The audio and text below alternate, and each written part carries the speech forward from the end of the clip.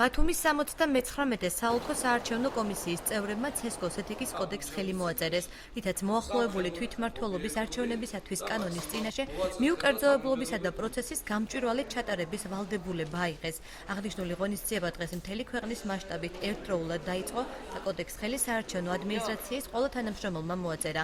კანონით გათვალისწინებული ნორმების დარღვევის შემთხვევაში საარჩევნო ადმინისტრაციის მოხელეების მიმართ რამდენიმე დამსჯელი სანქცია გატარდება, მათ შორისაა სამსახურიდან დათხოვა და სისხლის სამართლის პასუხისგებაში მიცემა. ცესკოს თანამშრომლებმა ეთიკის კოდექს ხელი პირველად 2010 წელს მოაწერეს. დღეს ბათუმში 101 საარჩევნო უბანში და ასევე საოლქო საარჩევნო კომისიაში 13-ვე კომისიის წევრმა მოაწერა ხელი ეთიკის კოდექსს. ვალდებულება ავიღეთ საარჩევნო კოდექსის წინაშე. რაც შეეხება დარღვევებს, გააჩნია რომელი კომისიის წევრი დაარღვევს და იმის მიხედვით დაეკისრება სხვადასხვა სანქციები არსებობს. ეს არსებობს ფულადი ჯარიმების სახით, არსებობს გაფრთხილება, შენიშვნა, განთავისუფლება საერთოდ საარჩევნო ადმინისტრაციიდან და სხვა სისხლის სამართლის საქმეს კი